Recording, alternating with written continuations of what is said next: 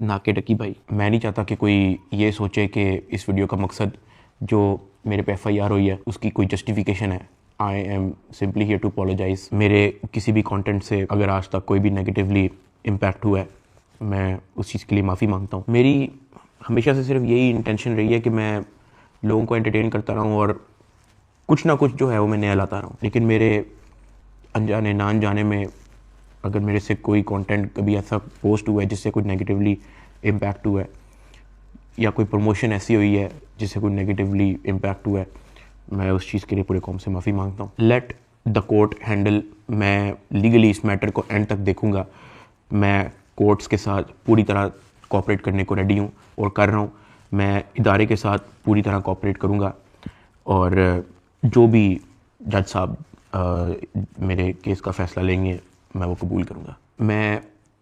मेरा और मेरी फैमिली का जो 3.5 माह का एक्सपीरियंस है, मैं सिर्फ वो बताने आया हूँ। 16 अगस्त 2025 को जब मैं सो के उठता हूँ तो मैं बड़ा एक्साइटेड होता हूँ, क्योंकि हमने अपने दोस्त वगैरह मेहमान बुलाए होते हैं, हमने अपने घर में दावत रखी होती है, मेरे सब दोस्त आते हैं, बड़ा इंजॉय करते हैं, हम खाना शाना खाते हैं, गपशप लगाते हैं, मेहमान चले जाते हैं। उसके बाद मैं और रूब पैकिंग में लग जाते हैं, क्योंकि हमें मलेशियन गवर्नमेंट का एक इवेंट है, उधर से इनवाइट आया होता है कि डकी भाई आप आएँ, हमारे लिए कुछ वीडियोस वगैरह बनाए। पूरे पाकिस्तान से उन्होंने एक मेल और एक फ़ीमेल को चुना है, जिसके अंदर मेल में उन्होंने मुझे चुना है। बाकी कंट्रीज़ से भी उन्होंने एक मेल एक फ़ीमेल इनवाइट किए हुए थे और मैं बड़ा एक्साइटेड था कि पूरे पाकिस्तान के अंदर से उन्होंने एक बंदा चूज़ करना है और उन्होंने मुझे चुना। मैं बड़ा ऑनर फील कर रहा। हमने बड़ी जल्दबाजी में पैकिंग की, क्योंकि मेहमान आए होते हैं, हमें टाइम नहीं मिलता, और मुझे नहीं पता था कि जब हम पैकिंग करके अपने घर से निकलेंगे तो मेरी ज़िंदगी का सबसे मुश्किल वक्त शुरू हो जाएगा। मेरे वहमो गुमान में भी नहीं था कि मेरे साथ क्या होने जा रहा है। हम जब पैकिंग करके सामान गाड़ी में रखते हैं, गाड़ी हमारी एयरपोर्ट की तरफ चल पड़ती है। एयरपोर्ट पहुंचते हैं, हम सामान अपना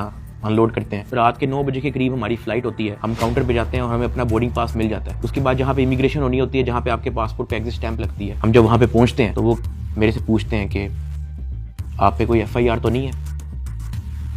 मैंने कहा नहीं। कहता आपका साइबर क्राइम में कोई इशू है क्या?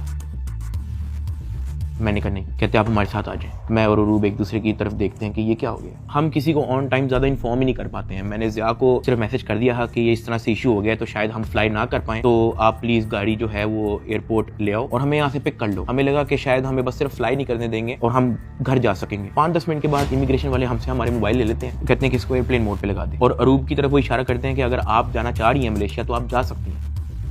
अरूब ने कहा नहीं, अगर साथ मेरे साथ जा रहा है तो मैं चले जाती हूँ, वरना मैं इधर ही ठीक हूँ। शायद ये मेरी गलती ही, मुझे उसको जाने देना चाहिए था, क्योंकि उसके बाद जिस चीज़ से मेरी फैमिली ने गो थ्रू किया है, मैंने यही रिग्रेट किया कि मुझे अरूब को मलेशिया भेज देना चाहिए था। इमिग्रेशन वाले हमें एक रूम में बैठाए थे। मैं और अरूब बस आपस में गपशप लगा रहे होते हैं कि कोई नहीं कल चले जाएंगे, कोई नहीं दोबारा टिकट करा के परसों चले जाएंगे, इवेंट भी 2 दिन के बाद है, कल चले जाएंगे। हम आपस में यही डिस्कस कर रहे थे। बिल्कुल मेरे अंदर इतना सा भी वहम गुमान नहीं था कि असल में इशू क्या है। 1 घंटे के बाद इमिग्रेशन वाले आते हैं, वो कहते हैं कि आ जाए हमारे साथ। एयरपोर्ट के बाहर NCCI की टीम आई होती है, मुझे वो हथकड़ी लगाते हैं, मेरी गाड़ी में बैठा देते हैं। अरूब कहती है कि मैंने भी साथ आना है। मैंने उसको कहा नहीं, तुम घर चली जाओ, मुझे नहीं पता क्या सीन है, मैं हैंडल कर लूँ। वो गाड़ी भी चल पड़ी थी, गाड़ी सीधा चलेगी NCCI ऑफिस गुलबर्ग। इस वक्त यूट्यूबर डकी भाई की गिरफ्तारी का हर तरफ चर्चा है। डकी भाई को लाहौर एयरपोर्ट पर उस वक्त गिरफ्तार किया गया जब अब इन्होंने मुल्क जा रहा था। NCCI लाहौर ने मारूफ यूट्यूबर सादुर रहमान उर्फ डकी भाई के खिलाफ मुख्तलिफ इल्जाम के तहत मुकदमा दर्ज कर लिया। साइबर क्राइम एजेंसी ने यूट्यूबर साद उर्फ डकी भाई के खिलाफ मुकदमा दर्ज कर लिया है। मशहूर यूट्यूबर डकी भाई कल रात से गिरफ्तार है। पाकिस्तान के सबसे मशहूर यूट्यूबर डकी भाई एक बार फिर बड़ी मुश्किल में फंस गए हैं। मुल्जिम को गुज़श्ता रात लाहौर एयरपोर्ट से गिरफ्तार किया गया था। यूट्यूबर डकी भाई बड़ी मुश्किल में, हुक्म जारी, मदाहों के लिए बुरी खबर। डकी भाई डकी भाई डकी भाई डकी भाई डकी भाई डकी भाई डकी भाई।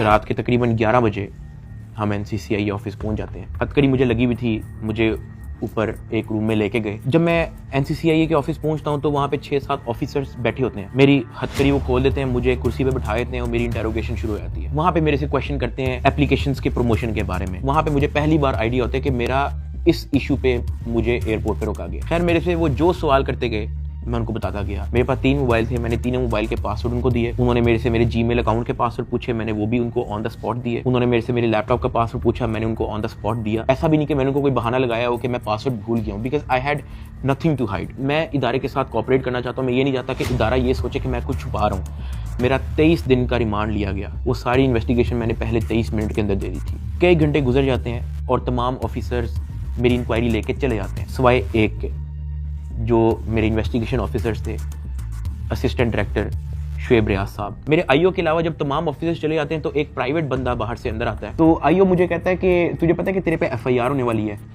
मैंने कहा यार मुझे थोड़ा सा एक्सप्लेन कर दें कि मेरे पे केस क्या है और क्या FIR है और मैंने किया क्या है। तो जो प्राइवेट बंदा जो बाद में आया था ना, वो कहता कि यार तेरे बहुत बड़े मामला आते हैं, तेरा बहुत बड़ा मैटर है, तेरे पीछे ISI है, तेरे पीछे MI है, तेरे पीछे क्या क्या एजेंसी है। कहता तुझे पता ही नहीं है कि